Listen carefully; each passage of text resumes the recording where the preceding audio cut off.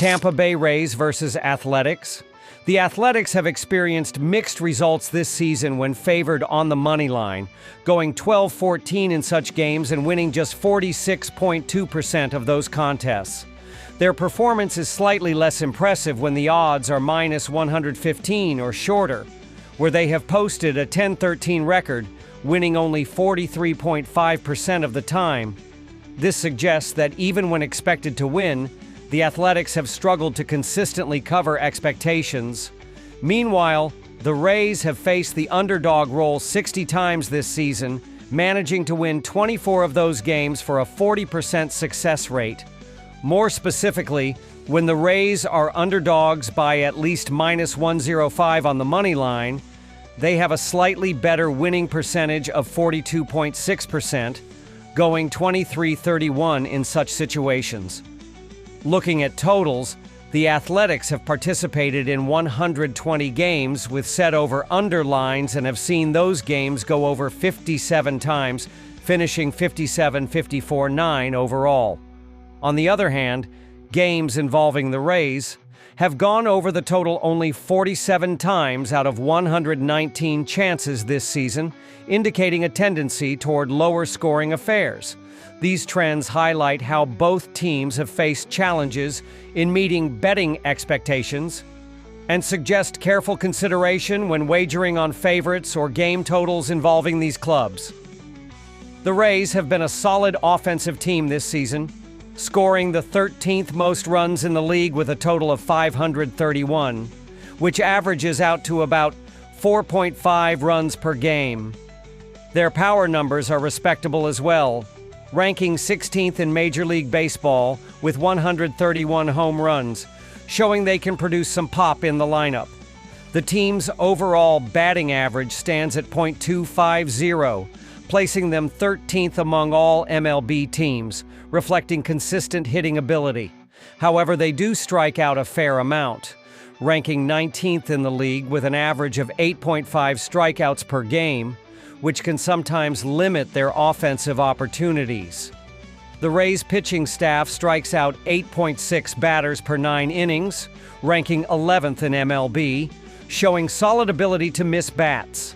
Defensively, their pitching staff has maintained a solid 15th-ranked ERA of 3.91, indicating they've been fairly effective at limiting opposing offenses throughout the season.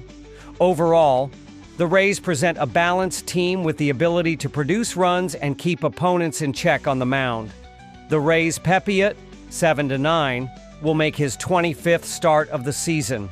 He has shown steady improvement and continues to be a reliable arm for the team. Junior Caminero leads the Rays in home runs, 32, and runs batted in, 80, showcasing his power and clutch hitting. Yandy Diaz is hitting .277 with 20 doubles, a triple, 20 home runs, and 39 walks, providing solid offense and on-base ability. Brandon Lowe is batting .271 with 12 doubles, 22 home runs, and 26 walks, adding depth to the lineup. Chandler Simpson is hitting .290 with 10 doubles, 2 triples, and 13 walks, contributing consistently.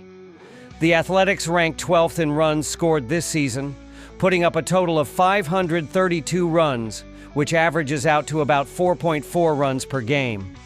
While their run production is middle of the pack, they have been one of the more powerful teams in baseball, ranking 6th best in total home runs with 163 long balls hit so far.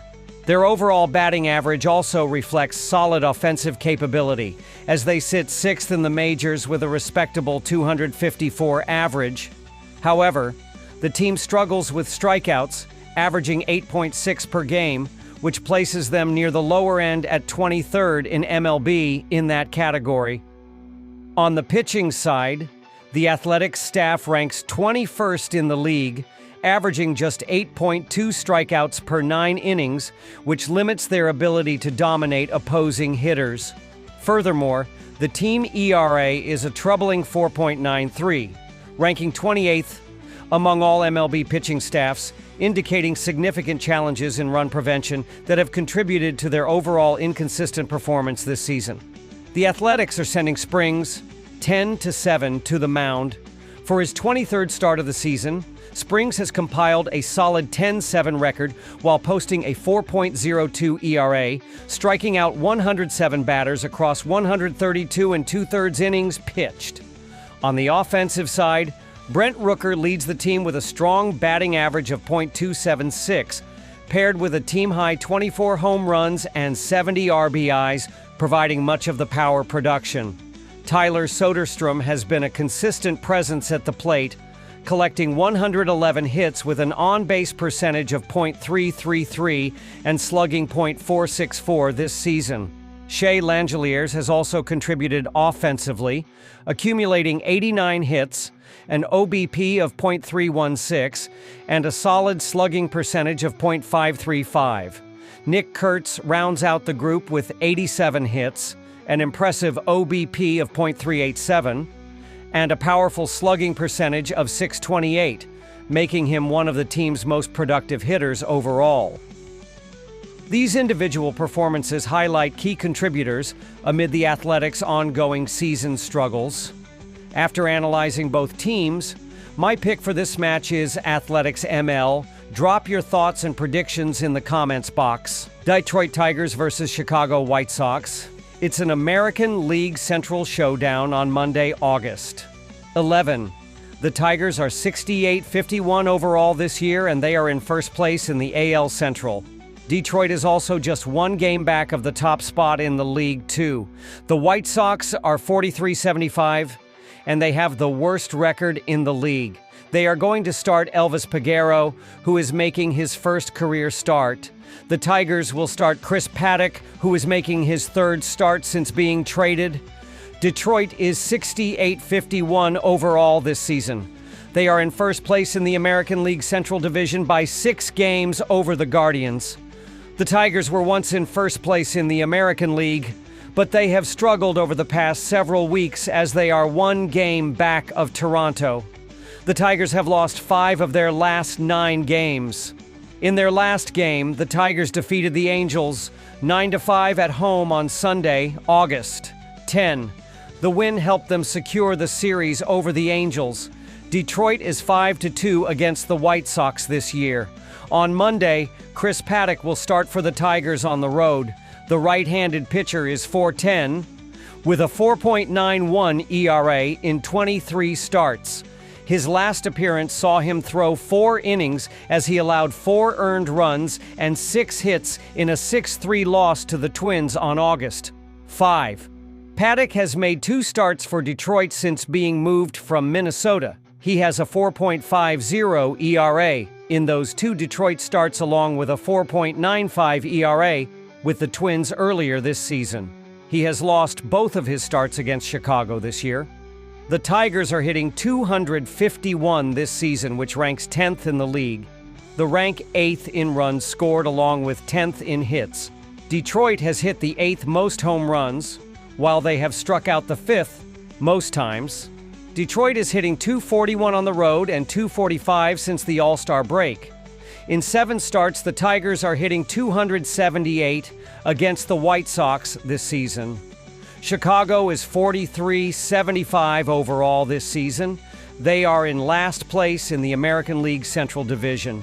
They hold the worst record in the American League, and they are 12.5 games ahead of the Rockies for the worst record in baseball. The White Sox have a 25-34 home record, which also ranks second worst in the AL2. The White Sox snapped a 6-game losing streak by defeating Cleveland 6-4 in their last game on Sunday, August 10, giving them a small boost of confidence heading into their next series. The White Sox are going to start Elvis Peguero in this matchup against the Tigers. The right-handed pitcher is making his debut for the White Sox after the Brewers waived him last week. This is the first start for Peguero in his career, marking a significant milestone in his journey. This is going to be a bullpen game for the White Sox, as Peguero has thrown no more than 2 innings this season. He's pitched 7.1 innings this season and has allowed 4 runs during that stretch, showing flashes of promise despite limited action. The White Sox have struggled mightily at the plate this season, holding the second worst batting average in the league at just .229. Their inability to consistently generate offense has been evident, as they have scored the fourth fewest runs in MLB and also rank second worst in total hits. Power has not been a strength either, with Chicago sitting just 23rd in home runs hit. Even when playing at home, their offense hasn't found much life, maintaining the same .229 average. Since the All-Star break, there has been only a slight improvement, with the team hitting .264, but that uptick has not been enough to meaningfully change their overall production. Against Detroit specifically, the White Sox have managed just a .236 average this season, further highlighting their ongoing struggles to find offensive consistency, particularly against divisional opponents. The White Sox will be starting Elvis Peguero on Monday, a relief pitcher who is making his first career start. His longest outing this season has been just 2 innings, so it's safe to assume this will essentially be a bullpen game for Chicago. That scenario rarely plays in their favor, especially given the inconsistencies and lack of depth in their relief corps. The Tigers, meanwhile, have shown they can capitalize on Chicago's pitching struggles, hitting an impressive .278 against the White Sox this season. Detroit's offensive profile is strong overall, ranking 10th in the majors in batting average and 8th in runs scored, demonstrating both contact ability and timely hitting. Facing a pieced-together pitching effort from the league's worst team, the Tigers should have plenty of opportunities to generate offense early and often. Adding to their confidence, Detroit has already taken 5 of 7 matchups against Chicago this year, including multiple convincing wins, which further tilts the edge in their favor heading into this contest. After analyzing both teams, my pick for this match is Detroit Tigers minus 1.5. Drop your thoughts and predictions in the comments box. Colorado Rockies versus St. Louis Cardinals. Colorado 30-86. Will be going for the series lead when they visit Busch Stadium on Sunday night to face St. Louis 59-59 in the first game of their 3-game series. Miles McCollough, 6-9, 5.11 ERA, will get the start for the Rockies. Colorado and St. Louis split their last 10 meetings. The Rockies didn't play well over the past week, and they come into this game on a 7-game losing streak. They will try to put an end to their slump and pick up their 3rd win in 4 games against the Cardinals this season when they play on Monday. Colorado averages 3.70 runs per game, which is 29th in the league. Their .236 batting average is 24th in the league. Their 296 on-base percentage is 30th. While their 391 slugging percentage is 19th. Hunter Goodman has been the most consistent batter for the Rockies. He leads the team with a 278 batting average, 22 home runs, and 64 RBI. Colorado's giving up 6.49 runs per game, which is 30th in the league. Opponents have a 301 batting average against the Rockies, which is 30th in the league. Their 6.02 ERA is also 30th. As is their 1.62 whip. The Cardinals had their 2-game winning streak snapped by the Cubs in the 2nd game of their weekend series. They are 4th in the NL Central standings, but they're only 4.5 games out of the final NL wildcard spot. They will try to bounce back from the loss and keep their playoff hopes alive with a win on Monday. St. Louis averages 4.39 runs per game, which is 13th in the league. Their 250 batting average is 13th in the league. Their .320 on base percentage is 11th, while their .388 slugging percentage is 22nd. Alec Burleson leads the Cardinals with a .282 batting average, while Wilson Contreras leads the team with 16 home runs and 65 RBI. St. Louis is giving up 4.49 runs per game, which is 22nd in the league. Opponents have a 257 batting average against the Cardinals, which is 26th in the league. Their 4.22 ERA is 20th, while their 1.29 whip is 18th. In his last start, McCollough gave up 7 hits and 5 runs in 3 innings, leading to a 12-6 loss to the Dodgers. The outing was one of his shortest of the year and highlighted recent struggles with command. He is 1-1 with a 9.00 ERA in 8 games against Colorado, having allowed 41 hits and 25 earned runs in 25 innings during those appearances. Cardinals have played under the total in 2 of their last 3 contests, with their offense showing a mix of production and inconsistency. St. Louis is averaging 4.39 runs per game on the season, but has seen a slight uptick recently, putting up an average of 5.33 runs over their last 3 outings. They're batting 250 overall this year, and now face the league's worst pitching staff, a Rockies team surrendering 5.46 runs per game on the road. On the other side, Colorado's offense has been far less effective, averaging just 3.70 runs per game for the season, and an even lower 3.27 runs when away from Coors Field. They've struggled in particular against right-handed pitching, batting just .238, and will be up against a starter who has allowed only 2 runs across his last 3 home starts. With both teams showing a tendency toward lower scoring affairs, it's not surprising that the Cardinals and Rockies have played under the total in 5 of their last 7 head-to-head meetings, and another under looks likely here. Cardinals have won 3 of their last 5 games, while the Rockies have lost 8 of their last 10 games. St. Louis has the edge here because they're one of the best hitting teams in the league, and they're going up against a Colorado pitching staff that is the worst in the league. They've given up at least 5 runs in 8 straight road games and will have a hard time slowing down the Cardinals. St. Louis has also been playing with confidence at home, showing strong production from both their veteran hitters and younger bats, which makes them even more dangerous against a struggling opponent. Colorado's bullpen depth has been exposed in recent outings, and their starters have struggled to work deep into games, forcing relievers into high-pressure situations that often end badly. Colorado won't be as successful offensively because they've struggled against right-handers, and they're going up against McCollis, who has done a good job on the mound in recent home starts, giving up only 2 runs in his last 3 outings at Busch Stadium.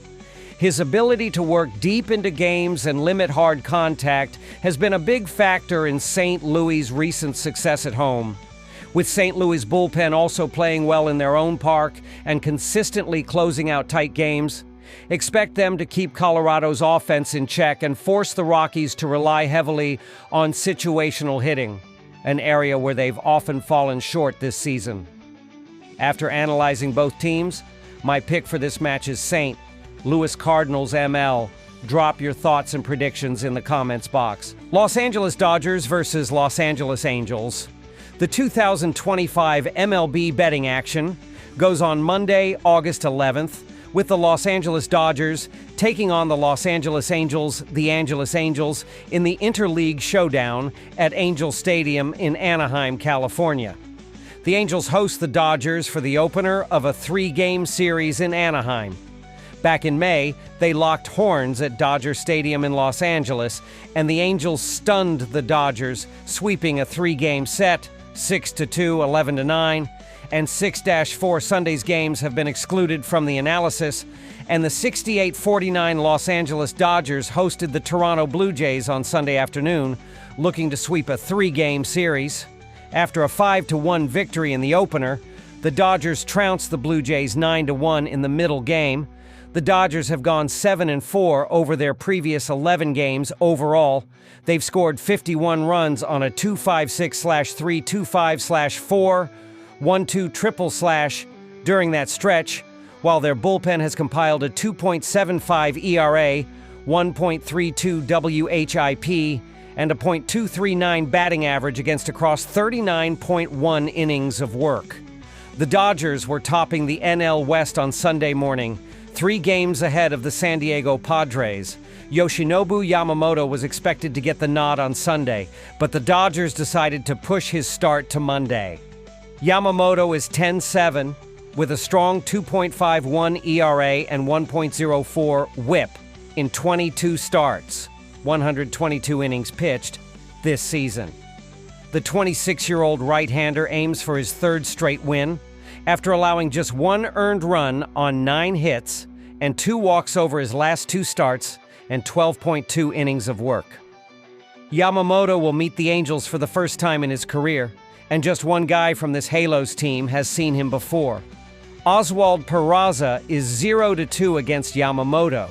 The 56-61 Los Angeles Angels visited the Detroit Tigers for a rubber match of a 3-game set on Sunday afternoon. After a narrow 6-5 defeat in the opener, the Angels beat the Tigers 7-4 on Saturday to snap a 3-game skid. The Angels have dropped 6 of their previous 9 games overall. They've scored 38 runs on a 218/286/389/ line during that stretch, while their bullpen has recorded a 2.81 ERA, 1.13 WHIP, and a .198 batting average against through 32 frames of work. The Angels were 6 games behind the bottom wild card in the American League on Sunday morning. Jose Soriano is projected to get the starting call on Monday night. The 26-year-old right-hander carries a 7-9 record with a 4.01 ERA and 1.40 WHIP in 24 starts, 137 IP in 2025. He was terrible last Tuesday, surrendering 7 earned runs on 7 hits and a walk across 4 innings in a 7-3 loss to the Tampa Bay Rays. Soriano met the Dodgers once in 2023 and got 2 outs in relief. The current Dodgers are 3 for 9 without extra base hits against Soriano. Yoshinobu Yamamoto has done a great job over the last few weeks, consistently delivering quality starts and keeping opposing hitters off balance. Both bullpens have pitched well in August, showing improved command and limiting damage late in games. Jose Soriano can only pitch better than he did last Tuesday against the Rays, though I expect him to allow 3 or 4 runs before the Angels' bullpen takes over, where they'll need to keep the game within reach to give their offense any chance at a comeback. The total is a tricky wager because Angel Stadium is a hitter-friendly ballpark, often producing higher-scoring games. However, with Yamamoto on the mound, the Dodgers have a huge advantage over the Angels, who should struggle to add to the scoreboard against his elite command and strikeout ability. The matchup leans toward a lower-scoring outcome if Yamamoto maintains his dominance deep into the game. I'm not going to overthink the side bet here, as the matchup feels straightforward. The Angels have struggled to hit right-handed pitchers lately, consistently failing to generate sustained offense in these situations. Given that, I expect another strong performance from Yoshinobu Yamamoto, who has allowed just 4 earned runs over his previous 4 starts, while showcasing excellent command and keeping hitters off balance with his mix of pitches. His recent form, combined with the Angels' ongoing offensive issues, makes him a tough opponent to bet against in this spot. The Halos sport 8673 OPS and 85 WRC+ against righties in August, highlighting their ongoing struggles to generate consistent offense in these matchups. On the other side, the Dodgers have amassed a .766 OPS and 111 WRC+ against right-handers so far this month, showing a clear edge in both power and overall production. I expect the Dodgers to get to Soriano early, especially given their ability to work counts and capitalize on mistakes. Soriano has registered a 4.91 ERA and 4.44 FIP over his last 6 starts, struggling with command at times and allowing too many base runners, which could spell trouble against this deep and balanced Los Angeles lineup. After analyzing both teams, my pick for this match is Los Angeles Dodgers -1.5. Drop your thoughts and predictions in the comments box.